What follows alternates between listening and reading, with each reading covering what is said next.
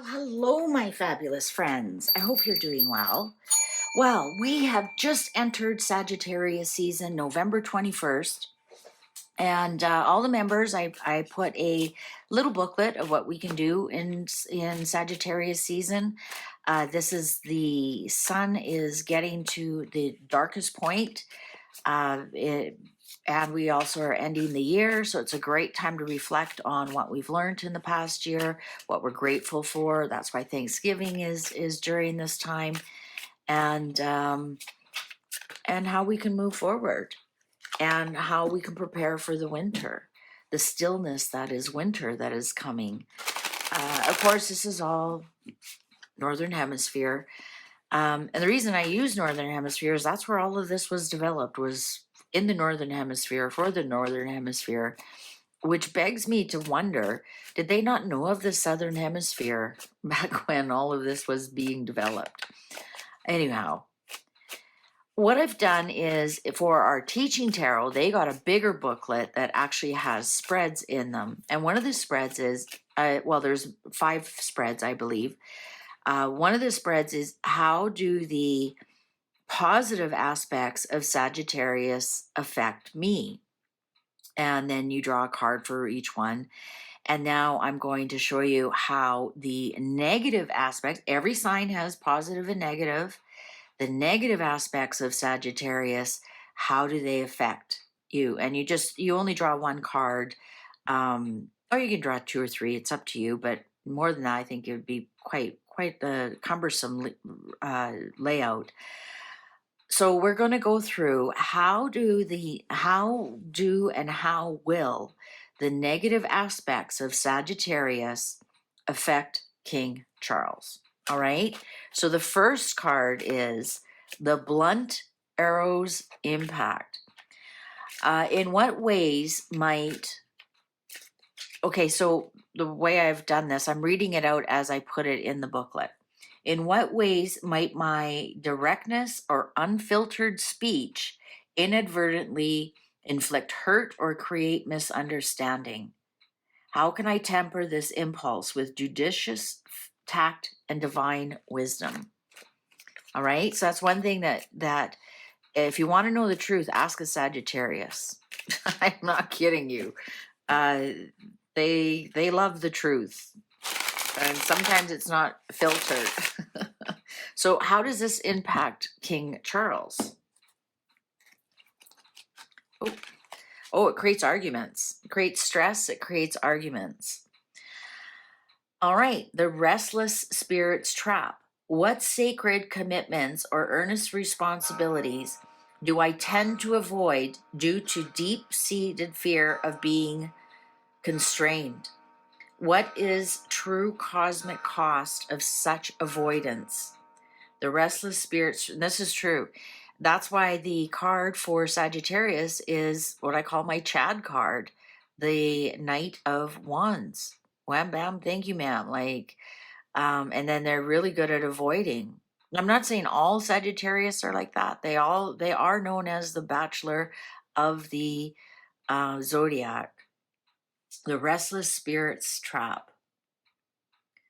What responsibilities do you tend to avoid? Oh, Queen of Wands. Being a good friend. Being a confidant. This also could be, maybe he tends to avoid his sister Anne.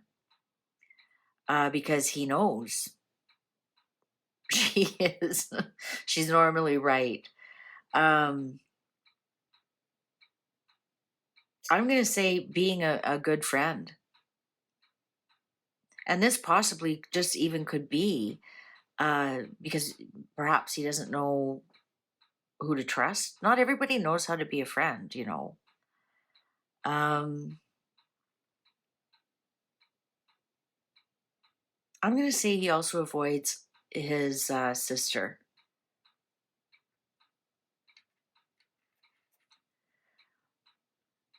Okay, the overlooked obstacle. Where does my boundless optimism lead me to underestimate challenges or disregard necessary practical considerations? Right?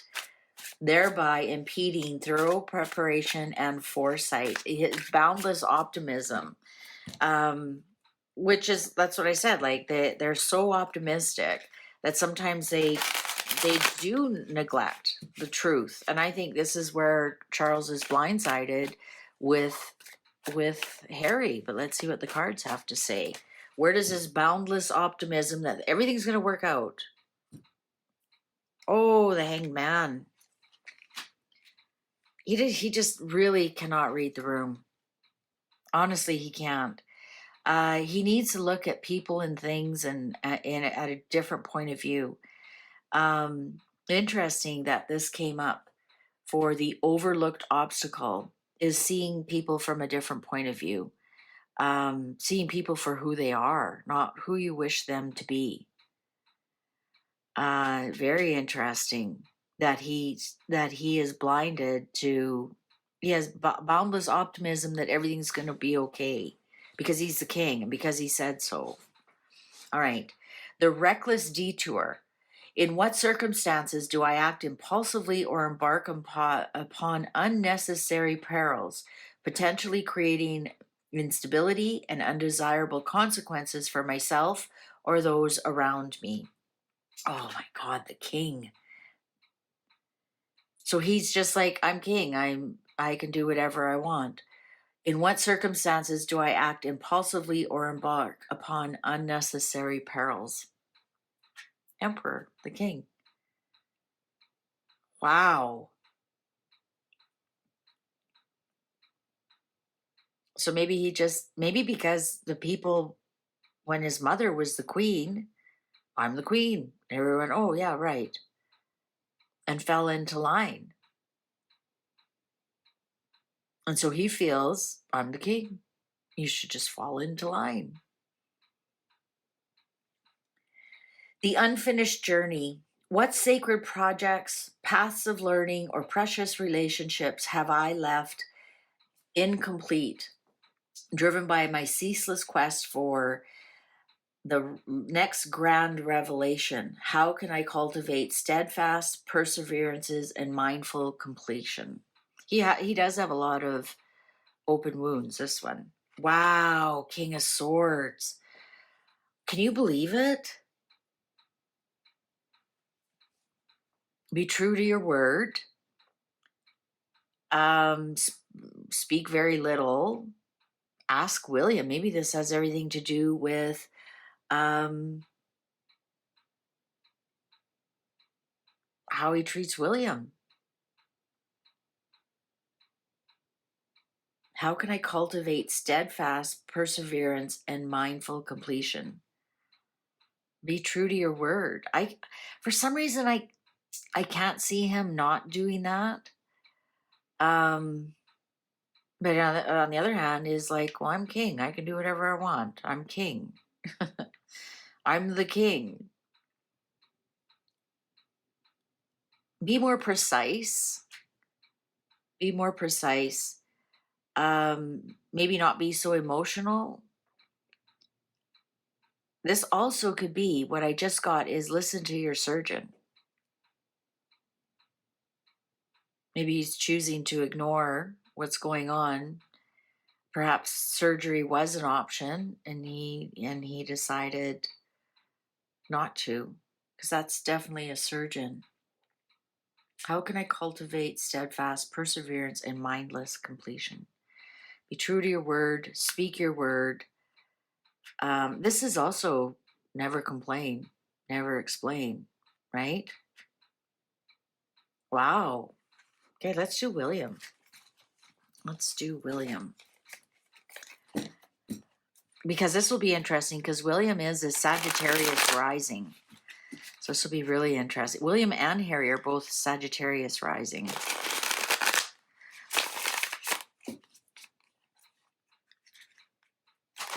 So that could be why when they get along, they really get along. And when they don't get along, they really don't get along. This one I'm going to do a little bit different. Oh, look at that. This one I'm going to do a little bit different. I'm going to put all 5 down at once. I'm going to show you both different ways how you can do these layouts.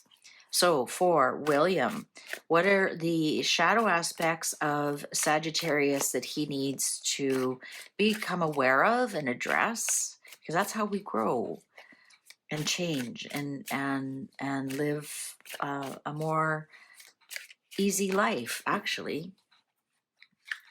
For Prince William.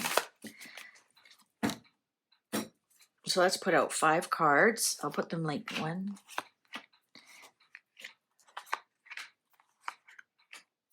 Okay.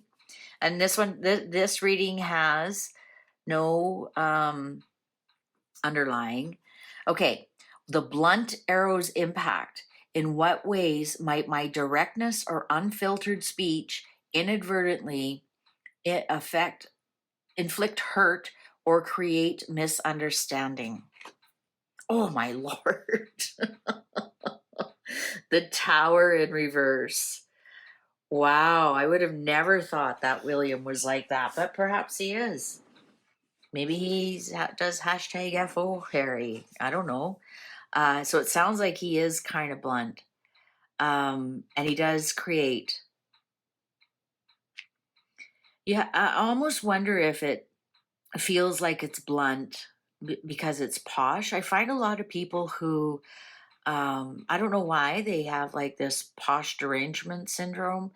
And if somebody's talking at what they call posh, which I, I just think, well, that's no different than an accent, whether you're from Texas or New York or, they call it posh, and it's just your accent.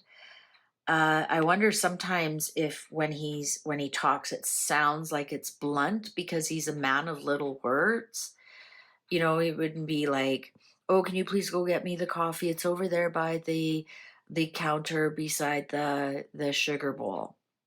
No, it'd be like, "Coffee, please," or "Coffee," or "Get the coffee." So it would almost sound like to me like and he would say it in his posh accent. Some people might be offended by that, rather than just realizing we have to remember he's the King of Swords. He's a man of very few words, but they're precise, and maybe sometimes they can be upsetting to other people. So that, and again, that's not a slam, it's just an awareness. So if you're doing this reading for yourself, it's just an awareness. Oh geez, maybe I should be a little bit maybe I should put a filter on when I'm talking to people. All right, the restless spirits trap. What sacred commitments or earnest responsibilities do I tend to avoid due to a deep-seated fear of being constrained? Sorry, this is really, really tiny. What's the true cosmic cost of such avoidance? Wow, love. And is this not reflected in the fact that Catherine and William had a break? And what did I say? Sagittarians are the bachelors of the zodiac. So as a rising Sagittarian, um, so and just honest commitments, and this just could be part of why he with losing his mother so young, maybe it's difficult for him to get close to people. Maybe it was difficult for him to get close enough to Catherine to think, okay, I honestly think she's not going to go away, right? That would be a deep-seated fear. So yeah, there you go. Earnest responsibilities do I tend to. That is absolutely shocking to me. The overlooked obstacle. Where does my boundless optimism lead me to underestimate challenges or disregard necessary practical consideration, thereby impeding thorough preparation and foresight? Oh, and money and budgeting. Everything will all work out.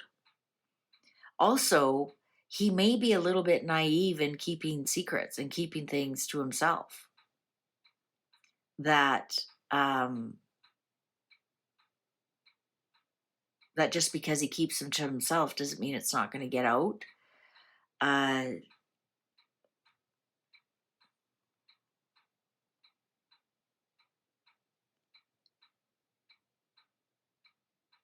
He's got a block here when it comes to money. Definitely has a block when it comes to money. And I think, you think about it, that's how he grew up. He never have to worry about money. Never had to worry about being on a budget or being frugal or being a miser. But his dad and his auntie Anne are um, famously very frugal. So he definitely has some kind of money block here, but optimism around money that I think this has a lot to do more with secrets, though. That he's more optimistic, that he about secrets, about keeping secrets, that he thinks when and that could go back to this, that he maybe now he's learned his lesson the hard way, that you have to be careful what you tell people. The reckless detour. In what circumstances do I act impulsively or embark upon unnecessary perils, potentially creating instability or undesirable consequences for myself or those around me?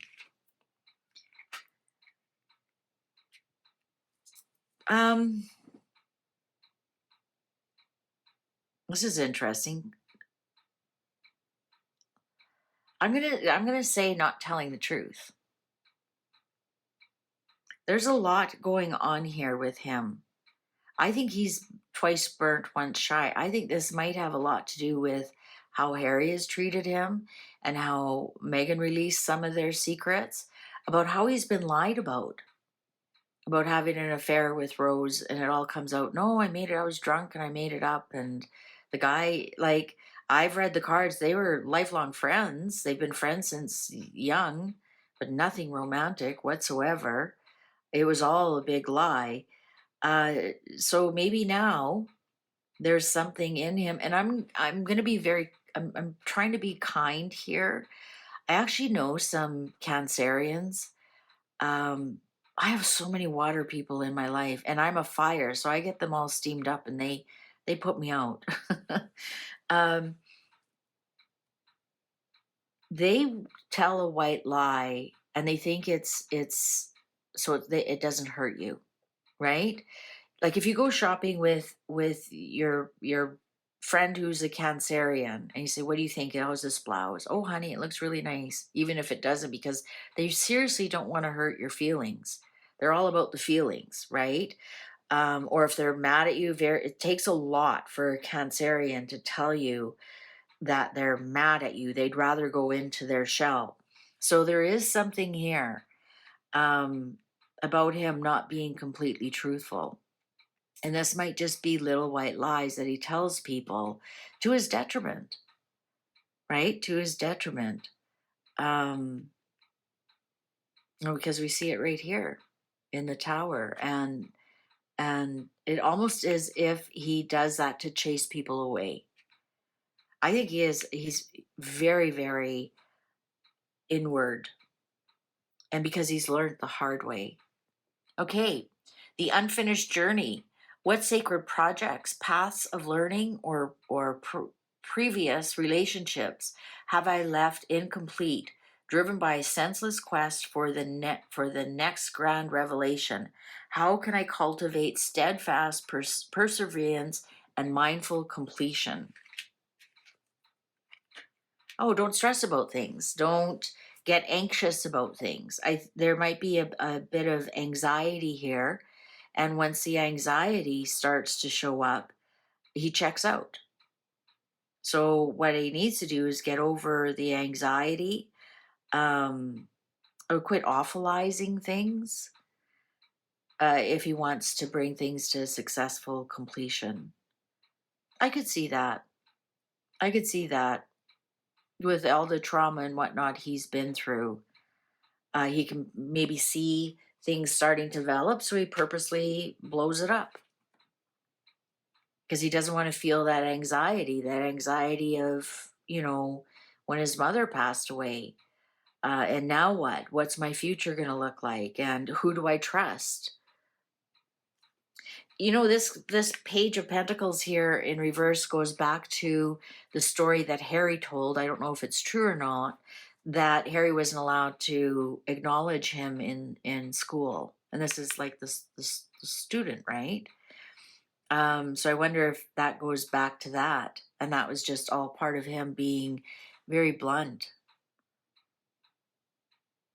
and he'd rather detour from not talking to Harry or acknowledging him in school rather than having to admit how restless Harry was and how disruptive Harry was, and perhaps Harry wasn't a very nice person to be around. So William just told him he had to tell little lies and keep him away. I think this is a fascinating layout and a fascinating read. And it really exposes some things that you never would have thought of yourself or somebody else. If you're really struggling with with your spouse, maybe do the 5 cards on them, see what's really going on to really get a deep understanding of what's going on. I think Harry's been hurt by his first degree relatives so badly that it takes a very long time. A first degree brother, mother, uh, that takes him a very, very, very, very long time um, to get over, or like to connect with somebody. And as soon as that anxiety starts to raise up, he checks out.